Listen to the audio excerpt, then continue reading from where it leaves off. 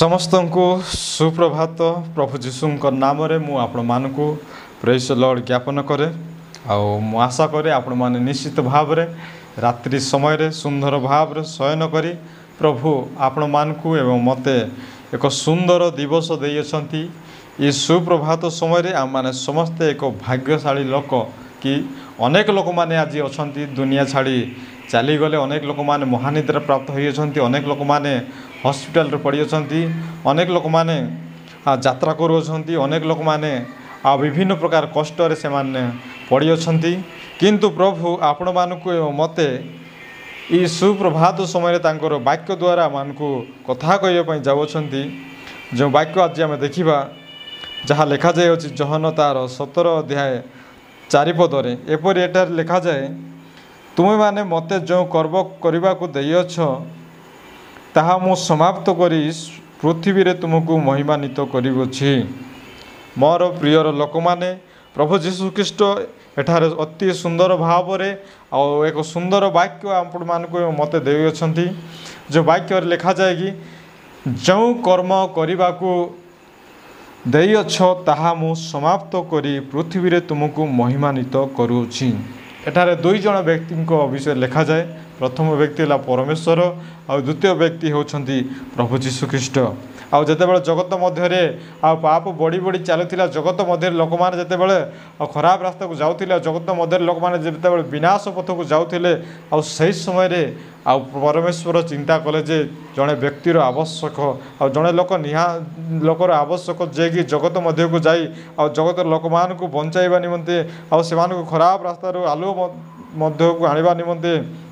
जितेबाला परमेश्वर चिंता कले आउ सही समय रे आउ परमेश्वर प्रभु जीशु ख्रीष्ट को कौन करुछंती ये पृथ्वी मध्य को पठाउछंती। आउ जितेबाला पृथ्वी मध्य को आ पठाउछंती धरा पृष्ठ को जितेबाला प्रभु जीशु ख्रीष्ट आसुछंती आउ सही समय रे परमेश्वर आउ प्रभु जीशु ख्रीष्ट को गोटे कार्य करबा पई देउछंती। आउ से कार्य कौन आपण माने जानिथिबे कि ईश्वरंकर सुसमाचार प्रचार करने निमंते, ईश्वरंकर वाक्य आ समस्त जगार कहवा निमंते आउ सही वाक्य प्रभु जीशु कौन कले आउ सही सुसमाचार धरी प्रभु जीशु कौन कले ग्रामे ग्रामे सहरे सहरे नगरे नगरे विभिन्न जगह को कौन कले प्रभु जीशु ख्रीष्ट से वाक्य को धरिकी जाई कौन करछंती आ प्रचार करी आ जाऊ जाऊ जाऊ जाऊ विभिन्न जगह को जे कौन करछंती प्रभु आ से वाक्य प्रचार करी चली अछंती। आ जेते दिन पर्यंत प्रभु जीशु ख्रीष्ट को आ जगत मध्य थिबार थिला आ सेते दिन पर्यंत प्रभु कौन कले केवल सही कार्य करुथिले। प्रभु जुआड़े गले मध्य से पितांकर कार्य करते, प्रभु जीशु ख्रीष्ट जुआड़े गले मध्य आउ गले पितांकर कार्य करबा जाउथिले। तो मोर प्रिय लोक माने आमे समस्ते जानू जे से कार्य आपण मानकु मध्य करबा पड़िबो, मते मध्य कौन करबा निमंते पड़िबो करबा निमंते पड़िबो। आमे अनेक समय रे भाबी थाउ, आमे अनेक समय रे चिंता करि थाउ कि से कार्य होची आ ईश्वरंकर सुसमाचार प्रचार करबा, आ ईश्वरंकर सुसमाचार आ कौन करबा जगत मध्य आम कौन करबार अछि प्रचार करिवार अछि। आ से सुसमाचार आमाने अनेक समय विश्वासी माने होंतु आ अन्यान्य लोक माने होंतु केवल से चिंता करती ए कार्य केवल पालक मानकर, ए कार्य केवल प्रचारक मानकर, ए कार्य केवल मिशनरी मानकर, ए कार्य केवल फादर मानकर, एहीपरि मनोभाव आ लोक माने कौन करथांती चिंता करथांती। किंतु लिखा जाए कि जो कर्म करने निमंते देयछ ताहा मु कौन करुछि समाप्त करुछि। प्रभु को जो कार्य करने निमंते देथिले आ प्रभु से कार्य करी समाप्त करी कौन करुछंती प्रभु समाप्त करने द्वारा आ पिता को कौन करुछंती महिमान्वित करुछंती। आम मान को प्रत्येक जन गोटे गोटे कार्य मिलूँ। हुए तो आज अनेक लोक मैंने जॉब करुँच, हुए तो अनेक लोक मैंने बड़ बड़ ऑफिसर होती, हुए तो आज अनेक लोक मैंने बड़ बड़ पदवी अच्छा से कौन दि जाए कार्य दि जाए आ कौन कर से कार्य द्वारा कौन कर लोकंकर कौन कर प्रशंसा कर लोकंकर महिमान्वित कर जो कार्य दि जाए जो कर्म दि जाए से कर्म कौन होबार अच्छी समाप्त होबार अच्छी। से कर्म समाप्त हेले कौन हेबो आमे प्रभु को महिमान्वित देवा। आमे जो व्यक्तिर कार्य करुछु आ से व्यक्ति कौन हेबो आनंदित हेबो। मोर जीवन में अनेक कार्य मुझे मोर मोर सुसमाचार प्रचार निमंते जो जाए आ मोर जीवन में बहुत अनेक समय मुझे चिंता करी मत जो कार्य देते से कार्य केवे समाप्त हो मु जो कार्य करुँची से कार्य केवे समाप्त हो मु जो कार्य करी आसी तार समाप्त केवे मत देखा बेले बेले मुझे भावी था चिंता करूए किंतु अब गोटे दिन चिंता कली जे ए कार्य के समाप्त हो ना आ जो दिन मुझे कार्य समाप्त करी से दिन क्या कौन करी पिता को महिमान्वित देवी पिता को महिमा प्रशंसा करी पिता को धन्यवाद देवी मु किपर पिता को धन्यवाद देवी पिता को महिमान्वित करी तांकर स्तुति द्वारा तांकर महिमा तांकर आराधना द्वारा मुझे कौन करी पिता को महिमान्वित करी पिता को मु गीत द्वारा प्रभु को कौन करी महिमान्वित करी प्रभु को मुझे धन्यवाद देवी प्रभु तुम्हें देथिबा कार्य को मुझे कौन करुँची करी करी मुझे कौन कर समाप्त करुँची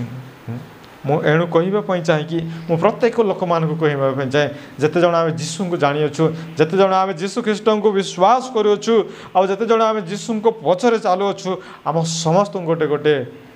कर्म दि जाए आपण मैंने भावुवे क्यों कर्म ईश्वर वाक्य को कौन करवा प्रचार करार अच्छी ईश्वर वाक्य को कौन करार अच्छी कहबार अच्छी ईश्वर वाक्य को अन्य मान को सम्मुख जाई आम छिड़ा होकर निर्भय कहबार अच्छी जे पर्यंत आम कहनु से पर्यंत आम पिता को महिमान्वित करूनु जे पर्यंत आम अन्य मान को ईश्वर वाक्य देउनु से पर्यंत आम पिता को महिमान्वित करूँ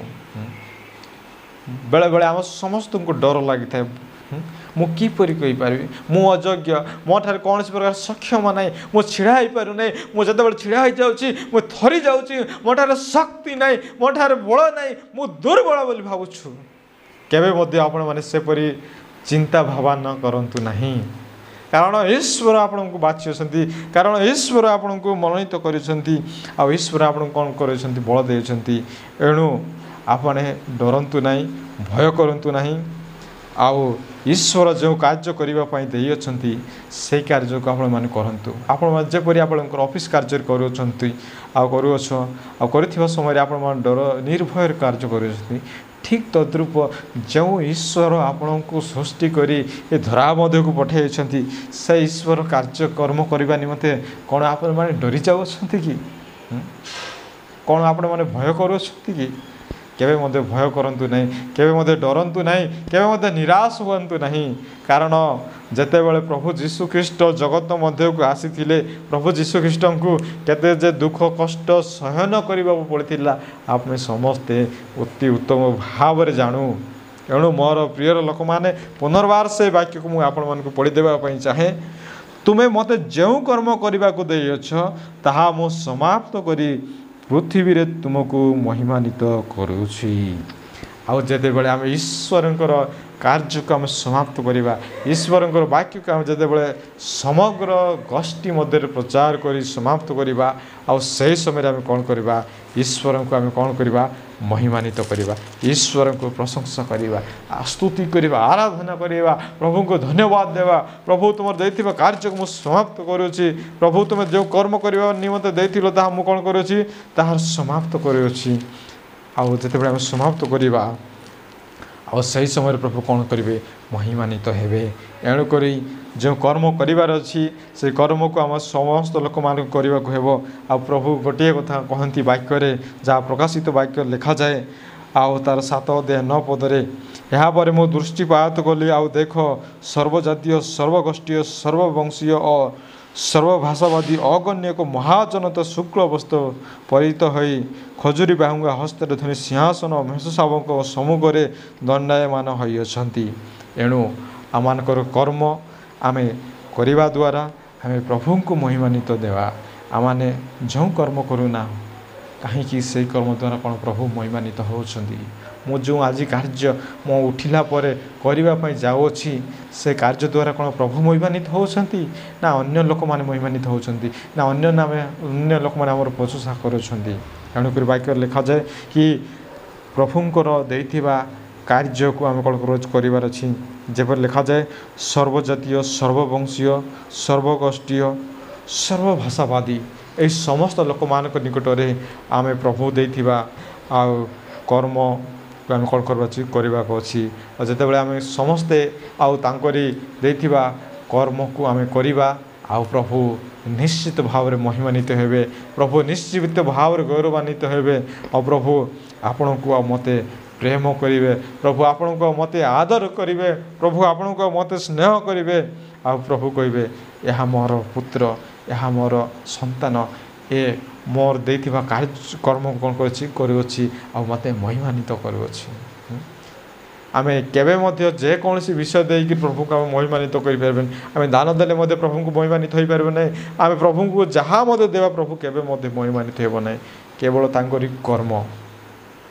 आर जीशु ख्रीष्ट जो कर्म आ पिता पठाई से कर्म करेंगे निमते आपण मानक मते मध्य से कर्म करने को पड़ो मोर प्रिय लोक मैंने प्रभु ये वाक्य द्वारा आम समस्त को निश्चित भाव में आशीर्वाद करूँ आशा करे ये वाक्य द्वारा आमर समस्त एक दिवस उज्जवलमय हो आ वाक्य धरी आम समस्ते प्रतिदिन चलवा आमर दैनिक दिन में जिते आम प्रतिदिन चलवा ये वाक्य को आम हृदय रखी ताहले आम प्रभुंर कार्य करी चलुछु आ निश्चित भाव में प्रभु गोटे दिन कौन हे महिमान्वित हे प्रभु ये अल्प वाक्य द्वारा आम समस्त को आशीर्वाद करंतु पदे मु आप मानक निमंत्रण प्रार्थना करे आपर मु समाप्त करें पवित्र परमेश्वर प्रभु तुम्हारी पवित्र नाम को धन्यवाद दौचु पिता प्रभु तुम्हें दया कल अनुग्रह कल आज जो वाक्य देल पिता परमेश्वर ये वाक्य द्वारा प्रभु समस्त प्रभु मन बदली जाऊ प्रभु हृदय बदली जाऊ चिंता बदली जाऊ पिता परमेश्वर अनेक समय अनेक प्रकार आम भावी था चिंता करते प्रभु ये समस्त विषय प्रभु आम दूरे हो प्रार्थना करुँ प्रभु ये वाक्य द्वारा आम समस्त को आशीर्वाद करंतु आमेन।